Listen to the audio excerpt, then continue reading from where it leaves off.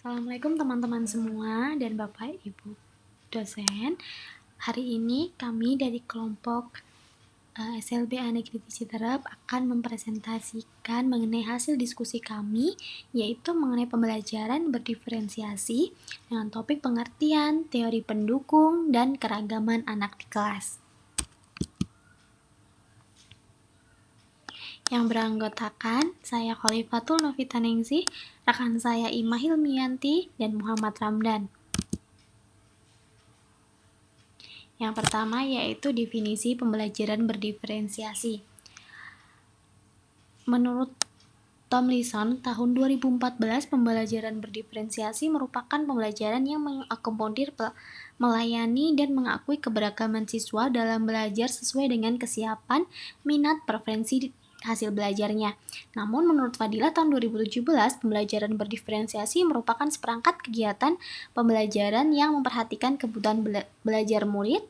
Oleh karena itu, esensi dari pembelajaran berdiferensiasi ini sejalan dengan aliran progresivisme. Adapun simpulan dari kelompok kami mengenai definisi pembelajaran berdiferensiasi yaitu pembelajaran berdiferensiasi merupakan pembelajaran yang bertujuan untuk mengakomodir kebutuhan belajar peserta didik sesuai dengan minatnya, kesiapannya, gaya belajar, serta modalitas yang dimiliki oleh peserta didik sehingga pembelajaran bisa dilakukan sesuai potensi mereka. Selanjutnya, ciri-ciri pembelajaran berdiferensiasi. Menurut Tomlinson dan McTagg tahun 2006, ciri-cirinya itu ada 6. Yang pertama yaitu bersifat proaktif, di mana ada atensi yang sangat aktif antara guru dan peserta didik dalam pembelajarannya, menekankan kualitas daripada kuantitas, di mana kualitas pembelajaran ini lebih ditekankan dibanding capaian pembelajaran atau kuantitas pembelajaran yang harus dicapai oleh peserta didik. Lalu berakar dari asesmen, di mana asesmen ini sangat penting untuk dilakukan agar mengenal setiap peserta didik dalam kelas tersebut. Menyediakan berbagai pendekatan, tidak hanya satu atau dua pendekatan yang disediakan oleh guru kepada peserta didik, namun disesuaikan dengan profil siswa yang sudah didapat dari asesmennya. Berorientasi pada peserta didik, lalu campuran dari pembelajaran klasikal maupun individual, di mana pembelajaran itu akan dilakukan secara klasikal, namun pendekatannya akan tetap dilakukan individual sesuai dengan profil peserta didik. Selanjutnya, strategi pembelajaran pada pembelajaran diferensiasi itu ada 3. Yang pertama yaitu pembelajaran berdiferensi konten, pembelajaran diferensiasi produk, dan pembelajaran berdiferensi pada proses. Adapun teori yang melatar belakangi adanya pembelajaran berdiferensiasi ini, yang pertama adalah teori ekologi, teori multiple intelligence, learning modalities, dan CPD atau Zone Proximal Development. Yang pertama adalah teori ekologi, di mana teori sistem mengenai ekologi ini menjelaskan bahwa perkembangan individu dalam interaksinya itu dengan lingkungan di luar dirinya yang terus mempengaruhi segala aspek perkembangannya. Teori sistem ekologi ini merupakan pandangan sosiokultural yang ditekankan oleh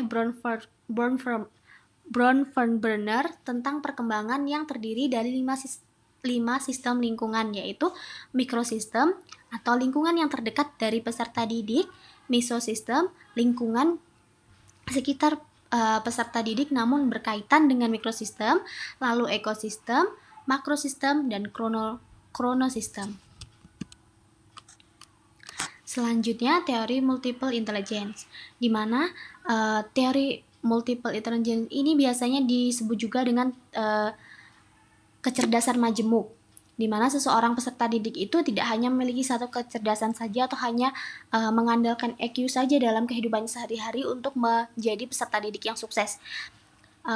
Menurut teori ini, kecerdasan itu dibagi menjadi 8. Yang pertama, kecerdasan linguistik, kecerdasan logika, kecerdasan spasial visual, kecerdasan kinestetik jasmani, kecerdasan musikal, kecerdasan intrapersonal, kecerdasan interpersonal, dan kecerdasan naturalis. Selanjutnya adalah Zone of Proximal Development atau CPD. CPD merupakan zona antara tingkat perkembangan aktual dan tingkat perkembangan potensial. Tingkat perkembangan aktual ini tampak dari kematangan kemampuan anak menyesuaikan tugas-tugasnya secara mandiri, sedangkan tingkat potensialnya adalah kemampuan anak untuk menyelesaikan tugas atau memecahkan masalah dengan bantuan orang dewasa. Sehingga CPD ini sangat harus ditemukan oleh guru agar guru itu dapat mengoptimalkan kemampuan peserta didiknya sesuai dengan potensi yang semaksimal mungkin. Selanjutnya adalah learning modalities, di mana setiap seorang peserta didik itu memiliki modal pembelajaran secara visual, auditory, maupun kinestetik.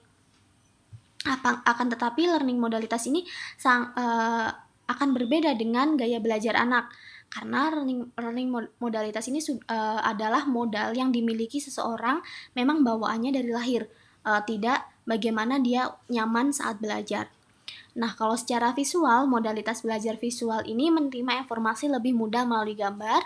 Secara auditory, modalitas belajar auditori ini menerima informasi lebih mudah melalui mendengar. Lalu kinestetik, modalitas kinestetik melakukan sesuatu dengan fisik atau paling tepat digambarkan sebagai pembelajaran sambil melakukan sesuatu atau learning by doing. Selanjutnya, mengenal keragaman dan keunikan peserta didik melalui gaya belajarnya. Yang pertama, peserta didik dengan gaya belajar yang lebih suka mendengar, peserta didik dengan gaya belajar yang lebih suka melihat gambar dan audio, peserta didik dengan gaya belajar yang lebih suka memperhatikan secara langsung.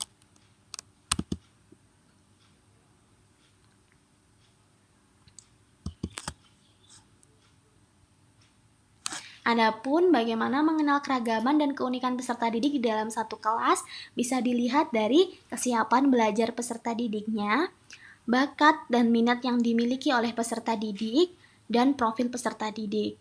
Saya rasa ketiganya bisa kita ketahui diketahui oleh seorang guru dengan melakukan asesmen maupun identifikasi kepada peserta didik untuk mendapatkan profil peserta didik. Selanjutnya adalah implementasi atau contoh keragaman peserta didik berdasarkan gaya belajarnya. Berdasarkan gaya belajarnya, peserta didik ini memiliki 3 gaya belajar yang tadi sudah disebutkan, yaitu visual, auditory, dan kinestetik. Untuk mengetahuinya, guru dapat melakukan tes diagnostik atau asesmen dan juga pengamatan sehari-hari ketika mengajar, sehingga itu dapat untuk mempermudah pembelajaran guru di dalam kelas, dan guru dapat mengelompokkan sesuai dengan gaya belajar yang mereka sukai. Terima kasih, sekian presentasi dari kelompok kami. Wassalamualaikum warahmatullahi wabarakatuh.